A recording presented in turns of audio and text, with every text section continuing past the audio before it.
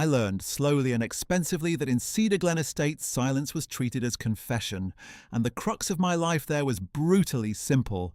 Victor Hale's authority survived on performance, while mine depended on records that did not care who controlled a microphone. By the time I understood that distinction, I had already paid for it in legal notices, in sleepless nights, and in the kind of social erasure that leaves bruises no one else can see.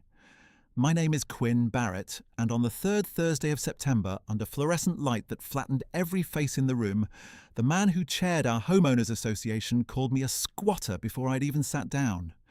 The hearing room had been designed to feel neutral and orderly, the way institutions like to imagine themselves. Waxed floors, a seal on the wall, brass nameplates catching white light like polished coins, rows of stackable chairs arranged in obedient lines.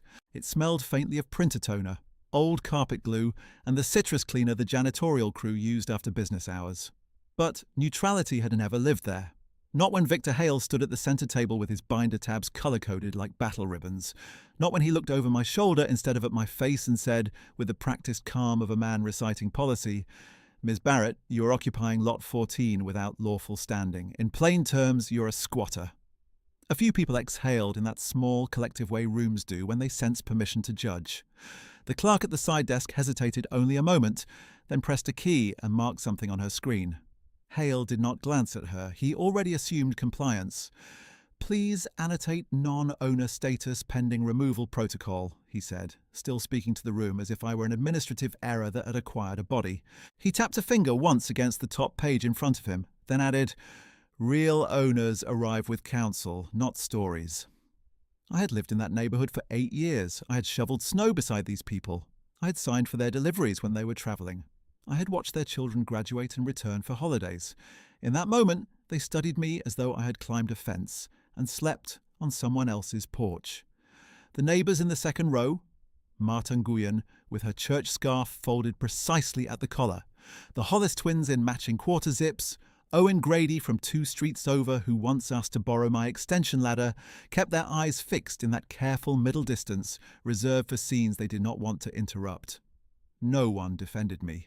Not Marta, not Owen, not the board members who had accepted my proxy forms for years when attendance was thin. Silence wasn't peace. It was surrender, performed collectively. I stayed standing at the back table because no one offered me a seat at Council Row. That was not an oversight, it was choreography. I felt the weight of the fireproof sleeve in my briefcase against my knee, its corners rigid, the old cardstock inside it older than any Covenant Hale liked to quote. I set my palm flat on the table to steady my breathing and gave him what he had not expected from me in public. Not emotion, not pleading, just formality. "My name is Quinn Barrett," I said. "Please reflect in the record that I dispute jurisdiction and title findings, and I request that all preliminary characterizations of ownership status be entered as contested pending documentary review."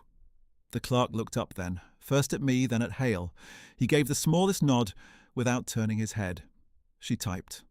I heard the staccato of keys, exact and clipped, and in that sound I felt the first narrow line of ground return beneath my feet. Hale offered a smile he used when he wanted his condescension to pass as patience. "You may submit materials during exhibit phase if standing is established," he said. "At this stage, only confirmed owners or retained counsel may address evidentiary substance." He pronounced each word cleanly, almost tenderly, as if he were tutoring someone who had arrived unprepared. "Procedure protects everyone, Ms. Barrett." Procedure, in Hale's hands, was a gate that recognized only the people he wanted inside. I knew the mechanism because I had watched him use it for 2 years, always the same arc. Define the target as disorder, reframe challenge as disrespect, then invite the room to choose stability over truth. He never shouted. He never needed to. He relied on a certain civic instinct, the one that trusts a man with a gavel tone and a pressed shirt. By the end of most hearings, people thanked him for keeping standards high, as if standards and fairness had always been synonyms. I had once believed restraint would be interpreted as credibility. That belief had been my most expensive mistake. 12 years earlier, before Cedar Glen and its manicured hedges and quarterly compliance memos, I became my family's document custodian because my mother lost language before she lost consciousness. The stroke came on a Tuesday at 6:40 p.m. in a kitchen with burnt tea on the stove and 2 unpaid medical envelopes on the counter. By Friday, I had learned what intake coordinators could and could not tell you over the phone, how to request records in person, how quickly debt notices arrived when grief made people slow. I worked nights in municipal archives then, threading plats and deeds across scanners, learning chain of title law not from textbooks but from other people's fractures, disputed signatures, misindexed parcels, liens filed against names that differed by one middle initial. Paper had rules. Paper did not blush when confronted. Paper could be audited.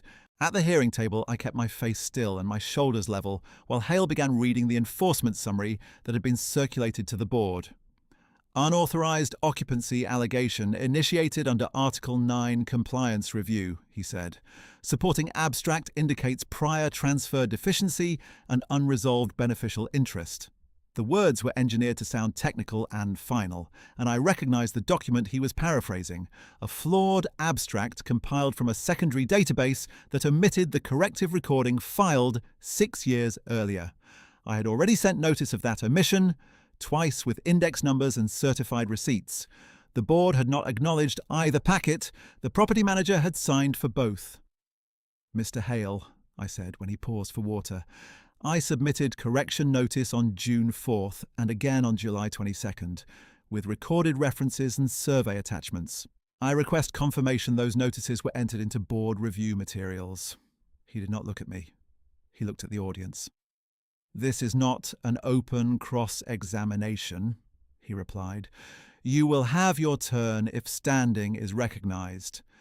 The room had 2 display monitors, one mounted near the clerk and one on the far wall. The far monitor showed the agenda heading and case number, but not the exhibit queue. From where I stood, I could see only the edge of the clerk's screen and the reflected glow on her glasses. She scrolled once, frowned briefly, then returned to the top of the docket. A tiny interaction, easily missed. I logged it anyway. In rooms like that, memory had to function as a second transcript. By the second week of October last year, I had started carrying duplicate packets to every hearing because submissions went missing in predictable ways. First, the board said they had never received them. Then they said they were incomplete. Then they said they were outside scope for the current motion. Each response arrived with a polite footer and no named decision-maker. I stopped arguing by email and began documenting in person. Date, time, recipient, line quoted verbatim. People mistook that discipline for passivity because they only recognized conflict when it was loud. Hale turned a page, leaned toward the microphone, and read my lot number again with a tone of incredulity shaped to entertain. "Lot 14 presents a recurring pattern," he said, "in which occupancy claims outpace legal substantiation." Someone in the back gave a short laugh that died as quickly as it came. I did not turn to see who it was. Dignity is often a directional choice. I unlatched my briefcase and drew out the fireproof sleeve. The room noticed the movement. Even Hale paused. Inside the sleeve rested the original transfer folio, county registered, dry seal intact, cross-reference to the Mylar survey map folded beneath it. Taped to the inside pocket was a brass key, engraved Recorder Vault C, tarnished at the ridges where my grandmother's thumb used to rest. She had kept it on a chain in her desk, wrapped in a handkerchief that smelled of cedar and soap, and when she gave it to me, she said, "Names survive when records survive. Keep both clean." I did not display the documents yet. I only placed the sleeve flat on the table where everyone could see that I had come with more than a story. Hale's jaw tightened, almost imperceptibly. Then he resumed his neutral tone. "Unauthorized materials may not be introduced until the board confirms legal standing." He gestured toward the clerk. "Mark potential exhibit tendered by non-owner. Defer." The clerk's fingers hovered over the keyboard. For the first time that evening, she spoke directly to me. "Do you have counsel present, Ms. Barrett?" "No," I said. "I have certified originals." That earned another thin smile from Hale, the kind designed to produce pity in an audience. "Documents have no meaning outside procedure." He was wrong, but not about the room. In that moment, procedure was his theatre and everyone else was cast around him. I could feel the old pressure in my chest, the one that used to push me toward apologies, just to make the tension stop. My pulse moved steady and hard under my wristwatch. I did not raise my voice. I did not ask for mercy. I watched him, and I watched the board members watching him, and I understood with total clarity what this hearing was really for. Not governance, not compliance, not neighbourhood standards. It was a referendum on credibility, and he expected to win before evidence ever touched the table. "Please include this in the minutes," I said, each word measured. "I am prepared to submit recorded originals, certified index references, and chain documentation for immediate authentication. I object to any adverse designation entered prior to review." Hale inhaled through his nose, then set his pen down with deliberate care. "Noted," he said. "Objection by respondent." Respondent, non-owner, squatter. Labels are small weapons, and in the wrong hands they become architecture. When the hearing moved to the next agenda item, he did not dismiss me, but he also did not invite me to remain at the table. That was another choice made to be seen. I returned to the last row and sat beneath the vent that blew recycled cold air directly onto the back of my neck. From there I could see the brass nameplate in front of Hale catch and release the light each time he shifted. I kept the fireproof sleeve in my lap. I kept my expression neutral. I listened to every ruling and every omission because facts were already moving, even if no one in that room could yet feel it. They believed my quiet meant I had nothing left. They had no idea I had already requested statutory authentication and that the one signature Hale could not overtalk was on its way.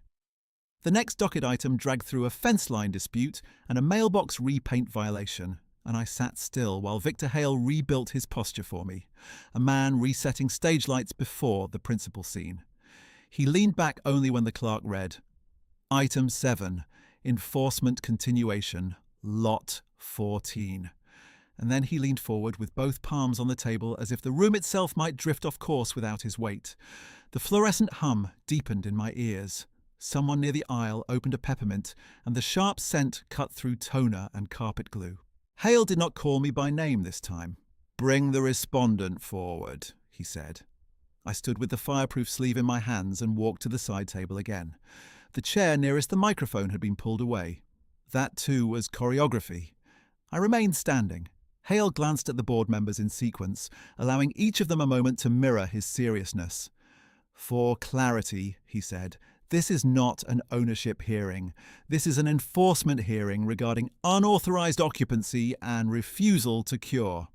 He turned just enough to include the audience. "The claimant has offered narrative materials not yet validated by competent authority."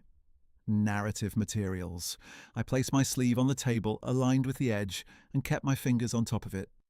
"Mr. Hale," I said, "I object to that characterization. These are certified originals." He lifted one hand as if quieting an unruly room, though no one else had spoken. "You are out of order," he replied. "Owners with established standing may present through counsel. You are presently listed as a non-owner occupant." There was a rustle of clothing, the small social current that means people are settling in for spectacle. Owen Grady shifted in his seat and looked down at his phone, then up again when he realized no one else was looking away. Marta Nguyen pressed her lips together and watched the tabletop. Even silence had hierarchy. Theirs protected him, not me. The clerk cleared her throat. "Mr. Hale, there is a pending note in the file regarding disputed status." Hale did not look at her. "Noted and deferred," he said. "Proceed with summary findings." He read from the abstract, his cadence meticulous. "Record irregularities indicate unresolved beneficial interest, creating occupancy uncertainty. The association therefore maintains temporary classification as unlawful resident pending corrective proof." Unlawful resident. The phrase landed harder than squatter because it sounded cleaner, more administrative, almost compassionate. He had learned that euphemism could do what insults sometimes could not, preserve cruelty while shielding the speaker from accountability. A man in the second row, Thomas Ivory from Birch Court, raised a hand and then spoke without waiting. "If she is not an owner, why is this even delayed? Is this... We have standards." Hale nodded once, granting him the floor as if he were an expert witness rather than a neighbour performing allegiance. "The board has exercised patience," Hale said. "But yes, standards require action." I answered before the clerk could redirect. "Standards require a lawful record." Hale smiled without warmth. Standards require lawful standing to challenge board process. He turned to the clerk again. Please annotate continuing refusal to cure. I have not refused anything, I said. I requested authentication. He looked directly at me now, and his voice dropped half a register, almost intimate through the microphone. Ms. Barrett, this room is not required to wait indefinitely for personal paperwork. Personal paperwork. The fireproof sleeve held county-sealed chain documents older than his presidency, but he reduced it to a private hobby in front of the one audience that mattered to him. The digital wall clock above the rear exit turned from 8:46 to 8:47, and the minute felt like a hinge.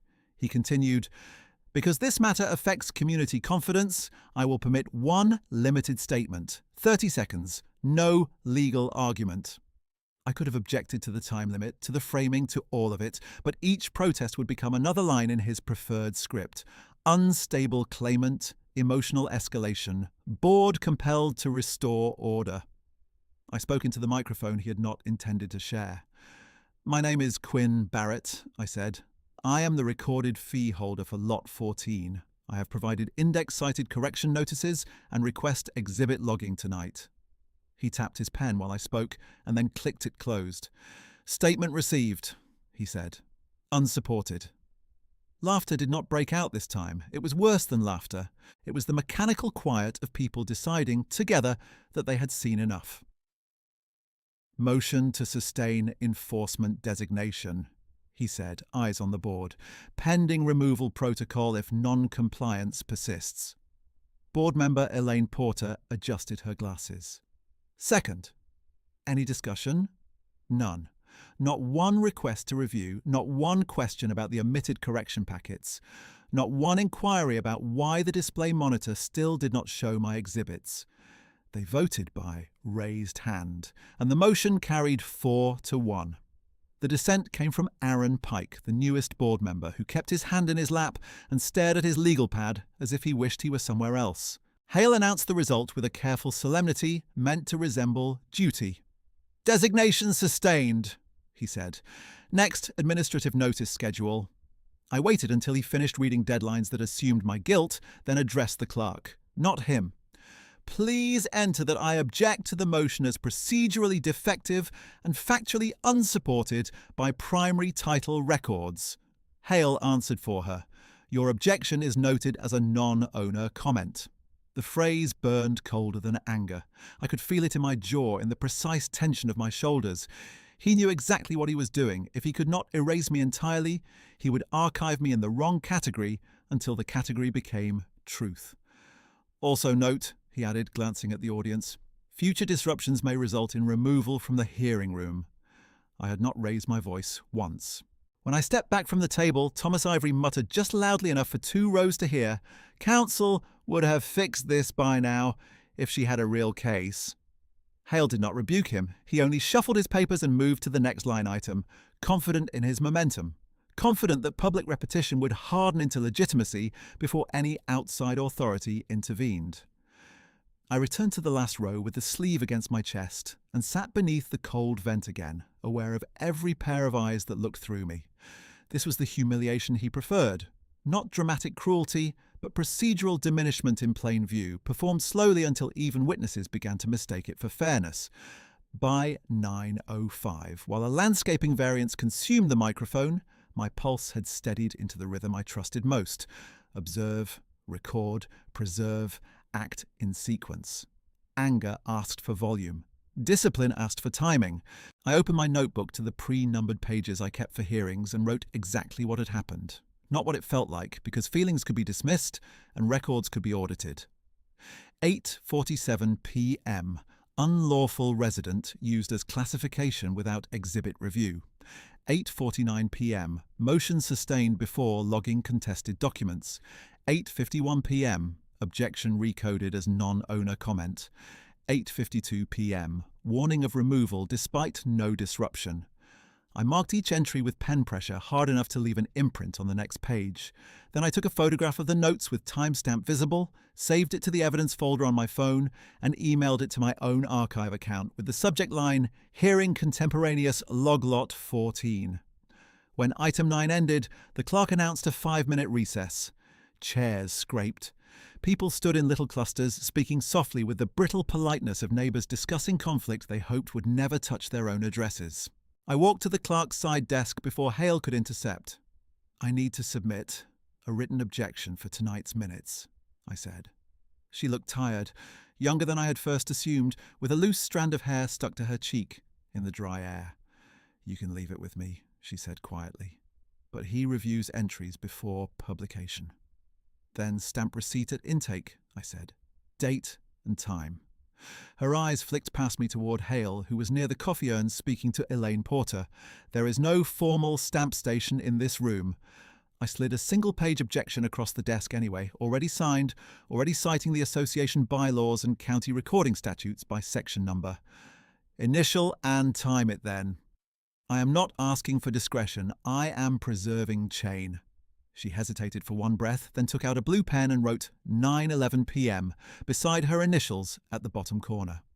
I watched her do it. She made a duplicate on the office copier and handed it back to me. "Thank you," I said. Hale appeared at my shoulder with a paper cup in his hand, coffee dark against white foam. "Ms. Barrett," he said, almost genial, "filing paperwork does not create standing." I met his gaze for the first time that night without looking away. "No," I said. "Standing creates standing. Paper proves it." His smile thinned. "You are making this harder than it needs to be." That line had followed me through hospitals, archives and boardrooms, always from people whose comfort depended on my compliance. Harder for whom, I wanted to ask. Harder than being called a trespasser in your own neighbourhood under institutional light. Harder than watching neighbours practice neutrality while your name is stripped in public. The words rose and pressed against my teeth. I let them rest there and did not give him the outburst he needed. Instead I said, "Please ensure the audio recording remains preserved without edits." "It is routine retention," he replied. "Good, preserve it." He turned away first. When the recess ended, I did not return to the side table even after my item was briefly revisited for scheduling. I stood at the rear microphone during public comment, where every resident had equal time by rule, and read one sentence into the record in a steady voice. "I request immediate suspension of enforcement actions on Lot 14, pending independent chain of title authentication already petitioned through county authority." Hale tried to gavel me down at 20 seconds. The clerk, eyes on the bylaws page, said, "Public comment is 60 seconds. For once, procedure held. I finished at 58. No applause followed, no dramatic turn, no sudden conscience from the rows of folded arms. But a different quiet settled over the room. Not merciful, not kind, simply attentive in a way it had not been earlier. Hale announced adjournment at 9:34 p.m. and reminded residents to submit architectural applications by Monday. Administrative normalcy, his preferred closing act. I waited until most people had filed out, then approached the front table one final time. "Please confirm," I said to the clerk, "that my fireproof sleeve and attached exhibits were physically present and tendered tonight." She looked at Hale. Hale capped his pen and slid it into his binder. "Confirm. Physical tender," he said at last. Clipped and unwilling, she typed, then nodded once. "Confirmed." I carried the sleeve back to my briefcase, closed both latches, and walked the waxed corridor toward the exit under lights that made every surface look sterile. Behind me, doors shut, chairs stacked, voices faded into storage room echoes. I did not feel victorious. I felt aligned. He had performance still, and tonight he had the vote.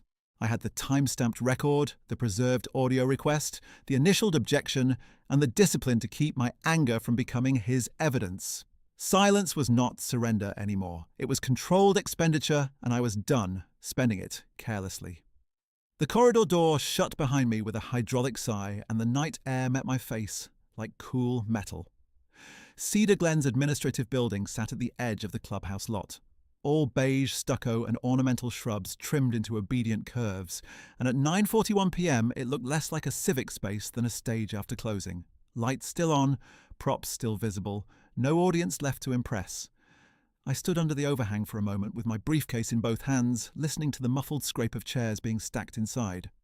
Then I set the case on the hood of my car, opened it, and checked the fireproof sleeve before I turned the key in the ignition. Chain of custody was not paranoia. It was survival. The brass key lay where I had taped it to the inner pocket, recorder Vault C catching a thread of parking lot light. My grandmother used to say objects carried discipline if you handled them with enough respect. I touched the engraved letters once, closed the case, and started the engine. I did not cry. I did not shake. I replayed the hearing in sequence not as injury but as data. Every label, every deferral, every omission.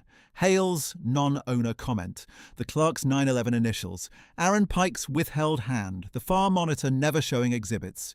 I said each point quietly into the voice memo app while I drove, preserving tone and cadence while memory was still sharp. At a red light near the stone entrance sign, my phone vibrated against the cup holder. County Records intake. I put it on speaker and kept both hands on the wheel. "Ms. Barrett," a woman's voice asked, "this is Nadine Lott at County Intake.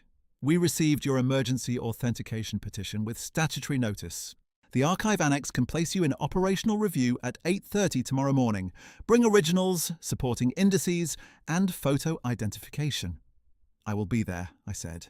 "Be advised," she added, already in the cadence of procedural disclaimer, "expedited review is discretionary pending examiner availability."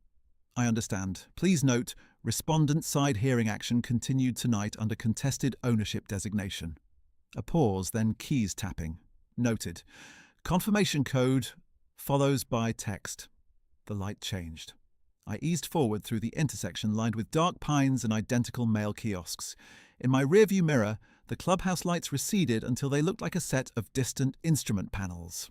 By the time I turned onto my street, I could feel the old fatigue settling under my sternum, the one that came when you had to justify your own existence in a room that already knew your name. Inside my house, I did not turn on the television or the kitchen light. I went straight to the dining table where I kept my scanner, tamper seals, and archival folders in neat stacks that guests once called excessive. The room smelled faintly of cedar oil and printer heat. I laid out the hearing notebook, the initialed objection copy, and my phone, then logged each item into the chain register I had started 2 years earlier when the board first ignored my correction packets. Entry numbers, timestamps, source, handling condition, intended use. Repetition had taught me that people who dismissed women as emotional often panicked when presented with method. As I wrote, memories rose in hard, clear fragments, not because I invited them, but because humiliation had a way of knocking against old fractures until they answered. 12 years earlier, in St. Jude Memorial's billing office, I stood at a laminate counter with my mother's insurance folder and asked for an itemized statement after her stroke. The billing supervisor, a man with cufflinks shaped like scales of justice, flipped through the packet without reading and said, "You'll want a guardian to discuss this. Financial language can be technical." I was 24, exhausted, and still wearing my archive badge from the night shift. I said, "I am the designated records contact." He smiled as if indulging a child and slid me a general brochure instead of the forms I requested. I returned the next day with the relevant statute printed and highlighted. He gave me the forms then, no apology, only paperwork. 3 days later, I sat beside my mother's bed while monitors clicked and sighed, and she squeezed my wrist with the hand that still answered. "Do not argue with people who need spectacle," she whispered around damaged speech. "Write it down. Bring proof." That sentence became the spine of my adult life. 6 years after that, when my brother Callum tried to sell what he called his half of our inherited parcel to cover gambling debt he never admitted out loud, the title company receptionist told me by phone, "Ms. Barrett, family disputes are outside underwriting concern." I asked for the transfer index she relied on. She refused. I drove to the office with a certified copy of the trust amendment and sat in the lobby for 2 hours while she checked with legal. When she finally called me into the conference room, 2 men in ties asked whether I was represented. I said, "No, I am correct." They laughed once lightly, as if politeness required them to soften the insult. I placed the document on the table and watched both faces alter line by line as they read. The sale died before sunset. Callum called me controlling. My aunt called me difficult. No one called me right. Even in archives where facts were supposed to rule, I had been trained to expect dismissal before review. During my second year on the municipal night crew, I flagged a misindexed easement that could have attached tax liability to the wrong block. My shift supervisor, Dennis Rourke, glanced at my note and said, "Just scan what's in front of you, Quinn. Leave interpretation to title officers." I scanned anyway, then sent the correction through formal channels with citations. 2 weeks later, the county issued an internal advisory using my language almost verbatim. Dennis forwarded the memo to the team with no mention of my name. At 2:13 a.m., under fluorescent strips that buzzed like insects, I understood that invisibility could be engineered as efficiently as any filing system. By midnight, my table was covered in stacked paper and muted brass. I lifted the fireproof sleeve again and unsealed it under the desk lamp. The original deed transfer folio slid out with the soft rasp of old cardstock. County Registrar's dry seal at lower right, embossed enough to catch a crescent of light. Instrument number clear. Book and page references intact. Beneath it, the Mylar survey map remained folded in thirds, surveyor initials in blue grease pencil at the margin, and taped inside the sleeve pocket, wrapped in the same cedar-scented handkerchief I had kept since my grandmother's funeral, lay the key. I unwrapped it slowly and placed it in my palm. Brass, weighted, teeth cut deep, bow-engraved Recorder Vault C in a serif hand. No machine used anymore. When I was 10, I watched my grandmother unlock her desk drawer with that key and remove envelopes tied with white ribbon, each labelled in careful block print. Birth, death, lien release, trust amendment. She treated documents the way some people treated heirlooms because in her generation they were the same thing. On the night before she died, she called me into her room and pressed the key into my hand. "Family will forget what was promised," she said. "The county won't if you force it to look." I set the key beside the folio and scanned both at 1,200 dots per inch, front and reverse, metadata preserved. Then I prepared the physical packet for morning review, originals in acid-free sleeves, copies clipped by exhibit letter, certification requests pre-filled, statutory references tabbed in red. I added one page that mattered more than all the rest, a chronology of notice, June 4th, correction packet, delivered and signed. July 22nd, resubmission, delivered and signed. September hearing characterization despite notice. Facts arranged so denial would require perjury, not opinion. By dawn, my calendar had become a grid of deadlines and receipt numbers, every square a reminder that credibility in institutional spaces was rarely granted and usually extracted. At 6:10 a.m., I locked the packet case, tucked the brass key into a separate evidence pouch, and drove to the county archive annex on Rivergate Avenue, a grey building with mirrored windows and a security vestibule that smelled of rain-damp concrete and copier toner. The operational review room sat behind badge access on the second floor. Glass walls, long table, 2 wall monitors, no decorative pretense. 3 title professionals were already there when I arrived. Marla Dune from Accelerated Review, Ben Tarris from Records Validation, and Leon Pike from Compliance Coordination. Their lanyards were different colours. Their expressions were the same. Marla looked at my case, then at me. "Ms. Barrett, intake marked this as HOA related urgency. Related. We generally do not expedite neighbourhood disputes." "This is not a neighbourhood dispute," I said. "It is a chain of title misclassification being used for enforcement." Ben pulled the petition toward him with 2 fingers. "You are pro C. I am the record owner." Leon gave a small sigh that carried years of gatekeeping. "Owners say that often. Expedite criteria require clear institutional harm." "Wrongful lien exposure is institutional harm," I said. "So is board reliance on a defective abstract after corrective notice." Marla opened my packet, scanned the first page, and closed it again. "Your citations are thorough," she said, and the compliment was shaped like dismissal. "But this format reads like amateur legal drafting." I felt heat rise behind my ribs and let it pass without expression. "Would you like the indices from memory or by tab?" Ben leaned back in his chair. "From memory, then?" I gave him parcel transfer index numbers, instrument IDs, recording dates, and the cross-reference to the survey correction filed 6 years earlier. He interrupted twice to test me on page identifiers. I answered both before he finished speaking. Leon stopped typing and looked up. Marla reopened the packet, this time turning pages. "Where did you train?" she asked. "Municipal records," I said. "Night shift." Ben's tone sharpened, less patronizing now, more defensive. Even if your chain is clean, expedited authentication still requires examiner sign-off. Examiner Voss is in field review until midday. I filed emergency demand under Statute 18.42, subsection C, I said. Once material risk is shown, your office must route same day to statutory examiner or issue written denial with grounds. No one answered for a full breath. Then Leon said, "You came prepared." "I came because your process is being used to erase me in public." Marla folded her hands. "We can route it," she said. "No guarantee." "I am not requesting guarantee. I am requesting compliance." She nodded once, then slid a form across the table. "Sign here for emergency authentication demand. Attach any symbolic or legacy custody item you believe establishes document continuity." I unzipped the small evidence pouch and placed the brass key on the table between us. For the first time, none of them spoke immediately. "This key remained with the folio custodian through 2 generations," I said. "Recorder vault C engraving matches county vault designation in pre-digital transfer logs. My grandmother was the registered private custodian when the transfer was executed. I am submitting the key as continuity artifact, not legal determinant." Ben touched the edge of the key without lifting it.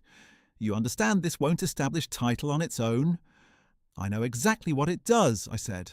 "It ties possession history to recorded custody practices, which supports authenticity when your office checks handling gaps." Marla signalled to Leon. He photographed the key, logged it, and printed a temporary artifact receipt with a barcode. I signed. He signed. Timestamp, 8:57 a.m.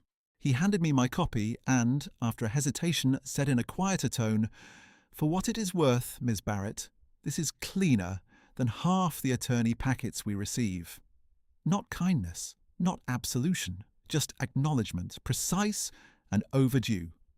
At 9:06, Marla placed the emergency file into a red routing folder marked Stat Exam Priority and called Examiner Operations on speaker so the chain would be audible in room record.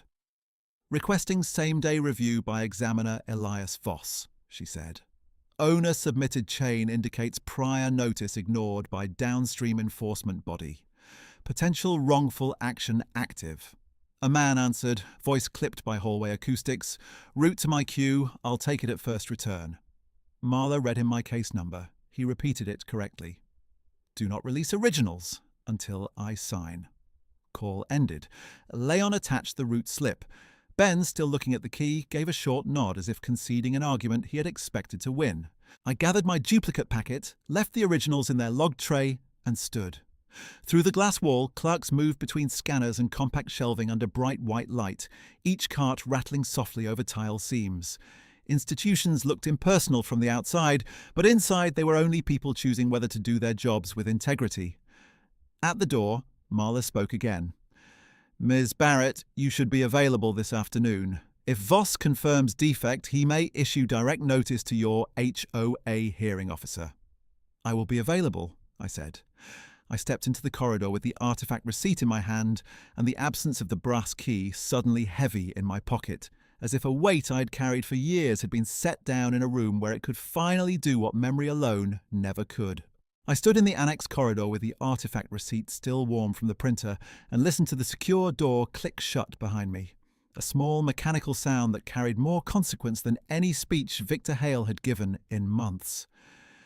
People moved around me with folders, carts, badge lanyards, and that practiced municipal urgency that had no room for personal drama. I stepped to the wall, photographed the receipt front and back, and uploaded both images into my evidence archive under a new subfolder labeled County Authentication Active. Then I called the HOA records address and sent a single-line notice with attachment, Emergency Statutory Authentication in Progress.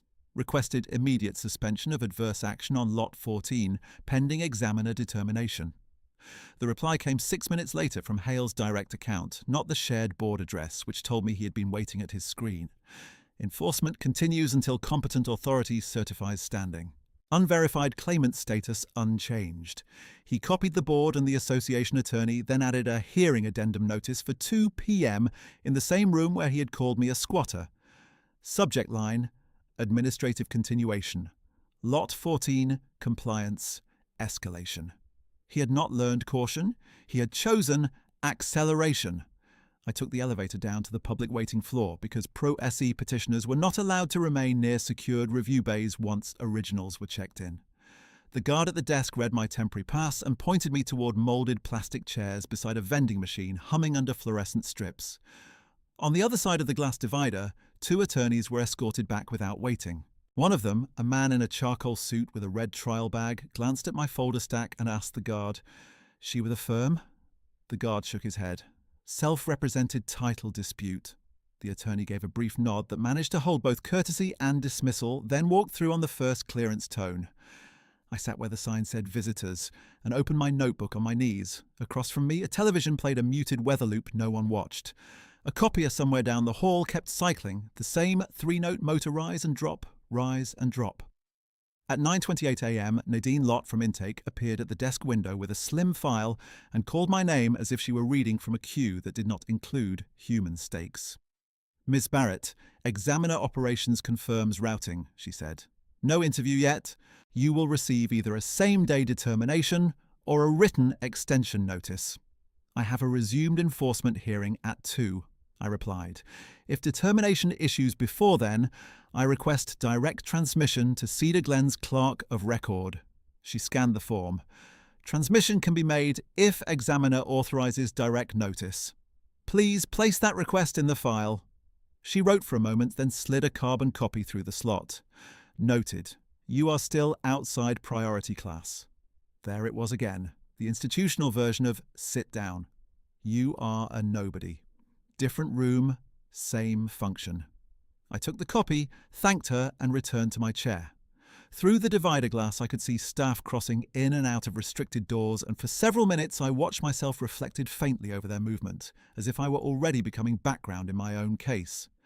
At 10:03 my phone rang with the HOA main number. I put it on speaker and began recording. "Ms. Barrett, this is records coordination from Board Counsel," a woman said, in a voice calibrated for deniability. "I'm calling to remind you that today's continuation is limited to compliance scheduling. Ownership narratives remain outside scope unless standing is established." "Thank you," I said. "Please confirm whether my prior exhibits are logged in the hearing packet." A paper shuffle. Deliberate. "I do not see accepted exhibits under your name." "Were they physically tendered?" "They were noted as tender attempt." "Noted by whom?" "By the clerk."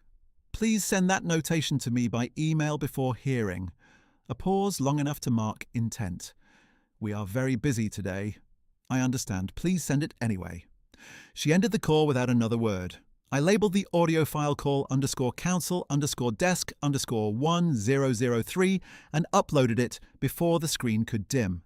By late morning, the waiting area had thinned. A janitor polished the metal armrests with citrus spray that stung my nose, and outside the front windows the sky shifted to a hard, hammered grey. At 11:47, Nadine reappeared, this time with less bureaucratic distance in her posture. "Examiner Voss returned early from field review," she said. "He has your packet now. He requested chain log addendum." I handed her the printed chronology I had prepared that morning, including June 4th and July 22nd notice receipts. Those are listed. "Please verify they remain attached through examiner sign-off." She checked the first page and nodded. "Attached. Thank you. Ms. Barrett," she added, lowering her voice, "if he issues immediate finding, he may appear personally where active harm is ongoing." That was the first unscripted sentence anyone in county operations had offered me all day. Not reassurance, not promise, just a procedural possibility with weight. I felt the pressure in my chest settle into a sharper line. At 12:32 p.m, my phone displayed a new message from Hale to all board members. Copied to me. "Continuation will proceed regardless of speculative county activity. Agenda includes lien authorization vote." He wanted the record crowded with momentum before external authority could enter it. I packed my folders, returned my visitor pass, and drove back to Cedar Glen with the artifact receipt in the front pocket of my case and the steering wheel cool under my palms. The hearing room smelled stronger of cleaner than it had the night before, as if the staff had tried to sanitize conflict out of the walls. Chairs had been rearranged into tighter rows. More residents had come this time, including people from streets that had nothing to do with Lot 14, drawn by the gravity of public diminishment. When I approached the front table at 152, the clerk gave me a quick, apologetic glance and then looked down at her keyboard. "Respondent seating is rear row," she said softly. "There is an empty chair at council side." Hearing officer instruction. I set my briefcase at the side table anyway, long enough to remove 3 documents: the county routing confirmation, my stamped objection copy, and a forwarded council desk notation sent at 1:41 admitting prior tender as non-accepted due to standing classification. I held the pages out. "Please intake these before call to order." The clerk reached for them. Hale's voice cut across the room from behind me. "Do not log new materials until standing is resolved." She froze with her hand halfway between us. "Hearing is not in session yet," I said. Hale took his place at centre table and opened his binder. "Administrative control begins when the room is opened for docketed matter." Control, not procedure. Control, not... I turned back to the clerk and placed the pages at the corner of her desk where the camera had clear sightlines. "I am tendering at 1:54 p.m., I said. "Please note physical placement if intake is refused." Her fingers moved to the keyboard. She typed without speaking. At 2 o'clock precisely, Hale tapped the microphone and called the room to order. "Item 1, enforcement continuation, Lot 14, he said. "Respondent has circulated further unverified paperwork and remains in non-owner status." A few heads turned toward me in that coordinated way crowds do when cued. In the second row, attendees sat with hands folded and expressions prepared. Along the board side, one member adjusted a blazer and kept her gaze down. Another attendee looked as if he had slept badly. Hale continued, "For efficiency, we will confine discussion to compliance deadlines, lien protection, and occupancy correction measures." He looked directly at me. "Ms. Barrett, you may observe. You may not argue ownership." I stood from the rear row and walked to the public comment microphone instead of the side table he controlled. "I object to scope restriction while county statutory authentication is active and while tender records remain disputed." He gave a thin smile meant for the audience, not for me. "Objection noted from non-owner observer." There was a low murmur, quickly suppressed. He moved to board action with the same pace he used the night before, but today he sharpened the exclusions. When I requested display of my routing confirmation, he said the external monitor feed was reserved for accepted exhibits. When I asked whether the association attorney had reviewed my June and July notices, he said privileged consultation was outside public inquiry. When I asked the clerk to read the council desk acknowledgement into the minutes, he ruled it cumulative and denied oral entry. Each denial was small on paper. Together they formed the same architecture: confine, relabel, proceed. At 2:14 he introduced the vote. Motion to authorise protective lien filing and accelerated compliance remedies for Lot 14 pending final occupancy disposition. A board member seconded immediately. 2 attendees in the second row leaned toward each other and nodded. My pulse struck hard once and settled. I stepped back to the microphone and spoke in a flat, clear tone. "Please enter that any lien filed after notice of active statutory authentication may constitute knowing wrongful encumbrance under County Code and Association Bylaws, Section 12. Hale did not even look at me this time. "Comment from non-owner observer is non-substantive." He raised his hand for the vote count. The rear door opened. It was not dramatic. No one announced him.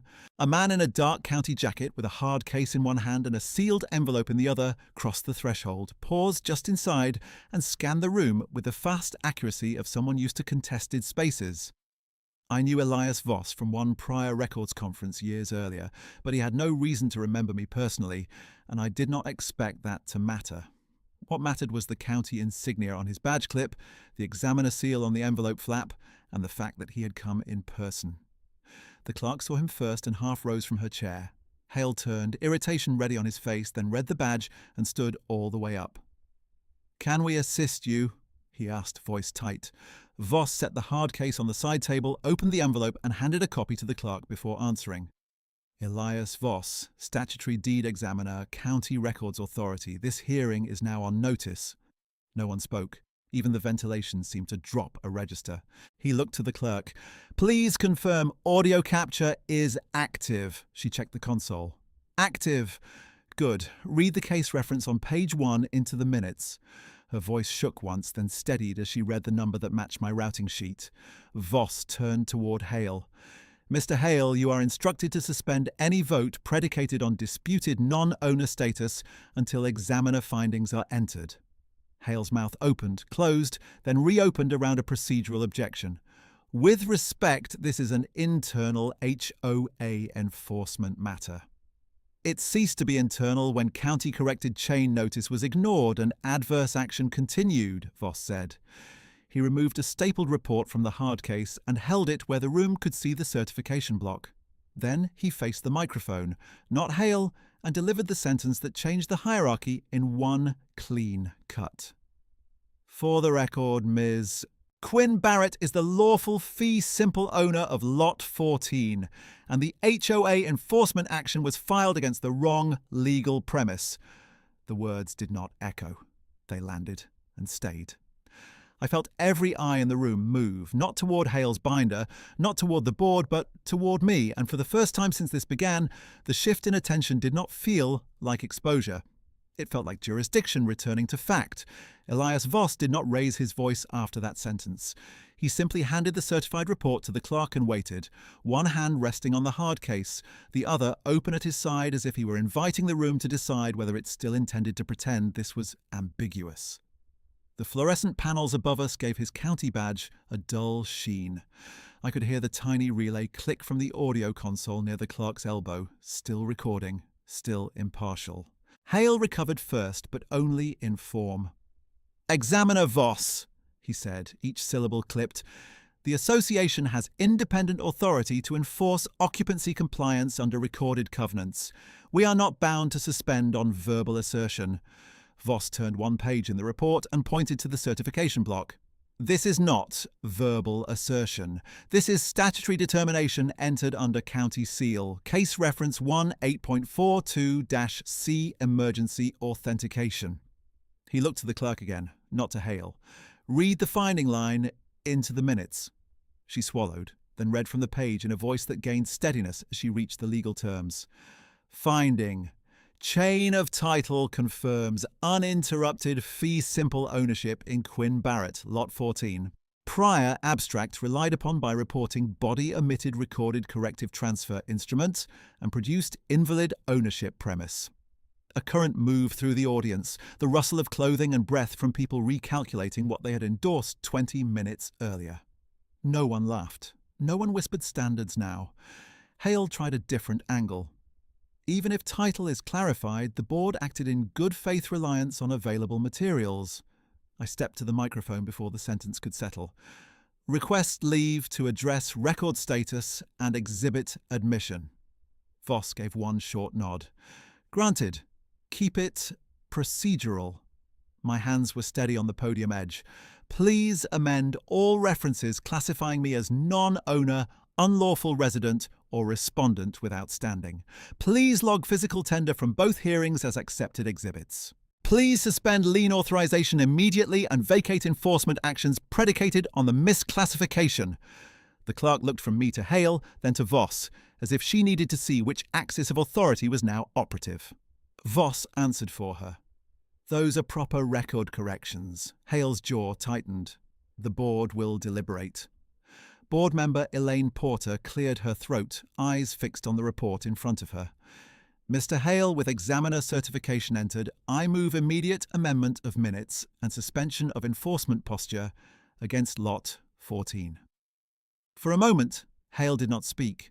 His fingers stayed on his binder tabs, frozen between colours. Aaron Pike, who had withheld his hand the night before, raised his gaze and said, "Second." The vote happened in blunt silence. 4 hands rose quickly. The 5th, Hale's, remained down until the clerk asked for final count. He lifted it halfway, then lowered it again. "Motion carries," the clerk said, voice formal, almost detached. "Amendment and suspension adopted." "At 2:19 p.m., I said into the microphone. "Please include that timestamp with the corrective entry." "Timestamp included," she replied, typing. Voss opened his case and removed a second document. There is an additional determination relevant to good faith. He set it directly in front of Hale. Receipt logs confirm Ms. Barrett's correction notices were delivered June 4th and July 22nd, signed by Association Property Management, then omitted from the abstract packet used for enforcement continuation. The room became very still. Even the vent above the back row seemed quieter. Hale looked down at the page as if it were written in a language he had not agreed to learn. That omission would have occurred at management level, he said. The board cannot be expected to audit every intake error. I spoke before Voss could. You replied to my June notice from your direct account and copied the board. I have the email in my packet. The clerk's fingers stopped over the keys. She turned in her chair, opened a side folder, and pulled a printed sheet I had tendered at 1:54. Confirmed, she said softly. Direct response from Mr. Hale, acknowledging receipt with enforcement continuation. Hale's shoulders dropped 1 measured inch, as if gravity had changed only for him. Context matters, he said, but the line had no force left in it. Context is in the record now, Aaron Pike said, and this time he looked directly at Hale when he spoke. Voss capped his pen and addressed the room in plain language meant for witnesses, not specialists. Procedure is not a shield for known false premises. Once corrected, notice exists, continued adverse action becomes knowing reliance. That distinction is material. I felt something unclench under my ribs, not triumph, not relief exactly, but alignment. The facts were finally moving through the same microphone that had been used to erase me. I lifted my briefcase onto the side table and opened it where everyone could see. Request admission of Exhibit A through Exhibit G, previously tendered and deferred. Original transfer folio copy, survey cross-reference, certified index chronology, hearing contemporaneous logs, council desk acknowledgement and preservation notices. Admitted, the clerk said before Hale could intervene. He turned toward her with a look I had seen him use to enforce obedience in smaller matters. She did not flinch this time. Admitted by authority of amended standing and examiner finding, she repeated and hit enter. The wall monitor that had excluded me all week refreshed, then displayed my exhibit list line by line in black text on white background. It was the plainest image in the room. It felt like sunrise. Voss gathered the remaining copies and handed 1 set to each board member. You are now on formal notice of correction. Any further encumbrance attempt on Lot 14 under prior premise invites statutory sanctions. Hale reached for his water cup, missed the rim, and steadied it on the second try. There is no intent here to target any resident, he said, voice thinner than before. This board has always prioritized integrity. No one answered him. Not Elaine, not Thomas in the second row, not the 2 residents who had nodded through his lean motion. The social current that had carried him all month had gone flat. The clerk turned back to me with professional cadence restored. Ms. Barrett, do you request immediate withdrawal of all pending fines associated with this case number? Yes, I said. Withdrawal, vacatur, and written correction to the case portal. Recorded. Also strike all non-owner labels from prior minutes where this lot is referenced. Logged. Hale opened his binder to another tab as if he could still move the meeting by agenda inertia. We can place historical edits on next month's consent docket. Voss did not sit, did not soften. No, corrections occur now while prejudice is active and the witness record is present. The clerk nodded and began reading each amendment aloud as she typed, creating a live transcript no one could bury later. Entry 1. Non-owner classification rescinded. Entry 2. Enforcement designation vacated as unsupported by primary title record. Entry 3. Lien authorization motion withdrawn prior to execution. Entry 4. Exhibits A through G admitted to permanent file. When she finished, she looked at me as if seeing me for the first time outside Hale's categories. Anything further for record integrity? 1 line, I said. Add that I requested authentication before any adverse vote and was denied display access pending standing. She typed it without hesitation. Added. That was the reversal. No speech, no raised hand, no theatrical collapse. Just the record changing in real time while the room watched hierarchy transfer from performance to proof. Hale remained standing, but he no longer occupied the centre. His colour had drained to a waxen grey under the fluorescent light, and he kept pressing his tongue against his lower lip as if searching for moisture that would not return. He tried to shuffle his papers into order, then dropped a divider tab onto the floor and left it there. For a man who built power on procedural fluency, the smallest losses of sequence were suddenly visible. Thomas Ivory was the first audience voice to break the silence, and even he sounded cautious now. "Mr. Hale," he said, not quite meeting anyone's eyes, "were we told she was non-owner after those notices came in?" Hale did not answer immediately. He adjusted his microphone, then pushed it away from his mouth. The board was provided summary abstracts in ordinary course. Elaine Porter stared at her copy of Voss's report. "This says, direct notices were received and not forwarded in full." "Summary practice is standard," Hale said. Aaron Pike spoke with a calm that cut sharper than anger. "Omission is not summary." In the back row, a woman who had avoided my gaze for 2 hearings now watched Hale with her hand over her throat. Another resident folded the agenda sheet into a narrow strip, then folded it again until it tore. The room's temperature had not changed, but the confidence had. Hale tried one last procedural pivot. "Given heightened emotions, I recommend we table personnel concerns and proceed to remaining agenda items." No one seconded him. He looked down the board table, waiting for rescue from habits that had always served him. What came back was lowered eyes, closed binders, and a long administrative pause that sounded louder than any objection I had made all month.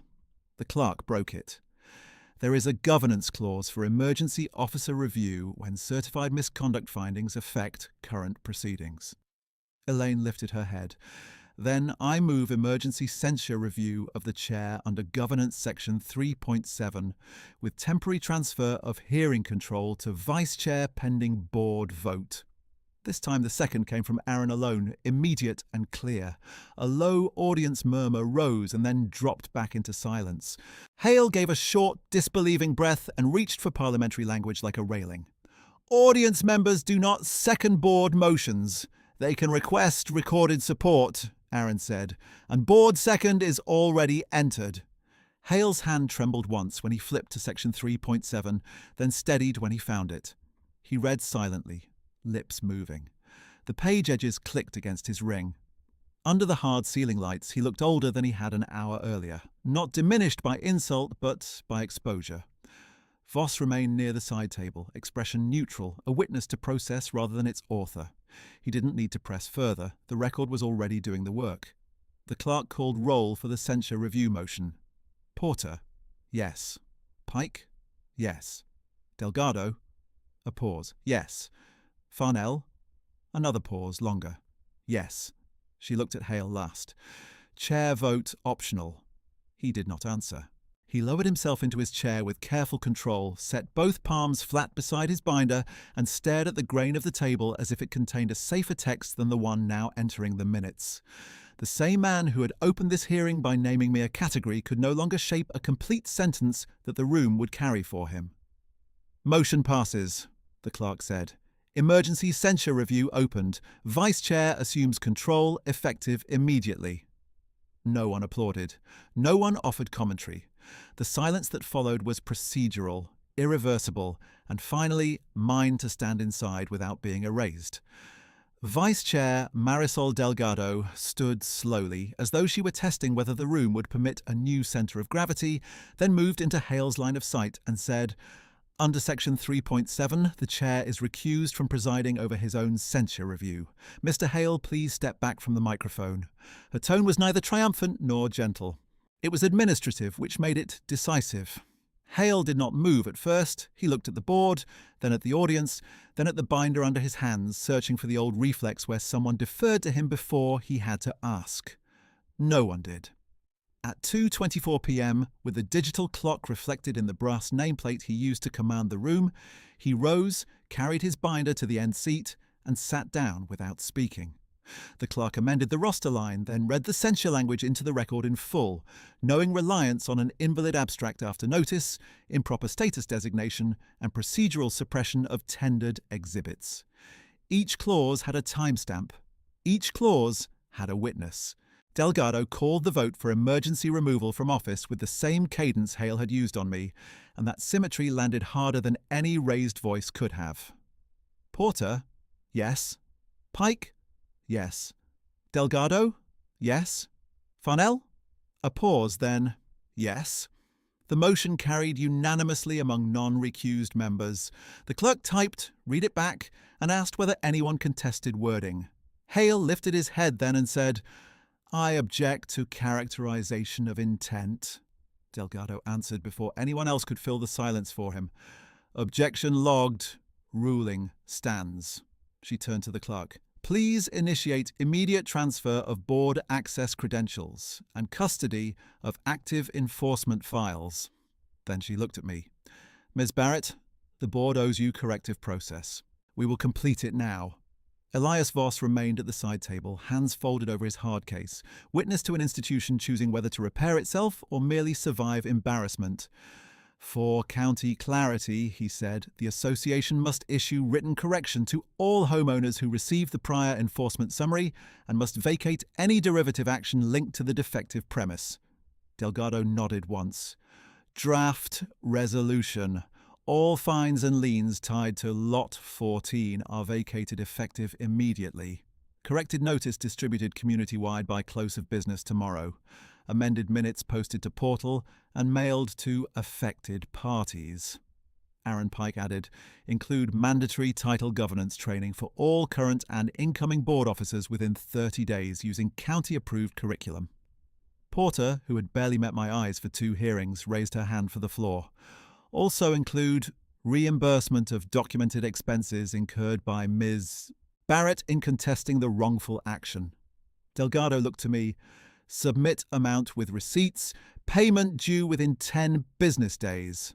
I answered into the microphone because I wanted the sentence preserved exactly as spoken. "I accept enforceable remedies. I do not request punitive theatrics." The clerk turned toward me with formal posture restored. "Ms. Barrett, do you wish to file for sanctions under the Association Enforcement Abuse Clause?" The room held still around the question. Even people who had watched me be erased now understood what it cost to ask for fairness in public. I considered Hale at the end seat, pale, silent, fingers interlocked so tightly the knuckles had gone colourless. I considered the rows behind him. Marta, with her scarf folded precisely, Owen with his phone face down in both hands, Thomas Ivory no longer leaning forward for certainty. "Yes, but limited," I said. "I request sanctions tied to process correction, fee reimbursement, mandatory training compliance audits, and independent pre-filing title review for 12 months. No personal damages request." Voss gave a short nod. "That structure is lawful and proportionate." Delgado called the vote. It passed 4-0. The clerk entered the order and read every term aloud. No one applauded. The sound in the room was keyboards, paper, and the fluorescent hum that had witnessed all of it. At 2:41 p.m., Delgado adjourned the hearing and directed staff to preserve the unedited audio file, including recess intervals and intake desk camera feed, where my 154 tender had been physically placed and initially refused. I asked for confirmation on the record. The clerk answered, "Preservation hold entered. Redaction prohibited absent legal order." That line mattered to me almost as much as ownership did. In the corridor, chairs scraped and people collected bags with the awkward speed of witnesses who wanted to leave before responsibility found them. Marta stopped beside me and opened her mouth, closed it, then said, "I saw him ignore your packet last month." Her hands trembled around her purse strap. "I told myself it was an oversight." I held her gaze. "Now you know it wasn't." She nodded, eyes wet but steady, and moved toward the exit. Owen gave me a brief, embarrassed apology that sounded practiced and late. Thomas never approached me at all. He left through the side door and did not look back. Some looks pay off as confession. Others remain what they always were, silence choosing itself. The next morning, at 9:12, I returned to the County Archive Annex with my release copy and artifact receipt. The same security vestibule smelled of damp concrete and toner.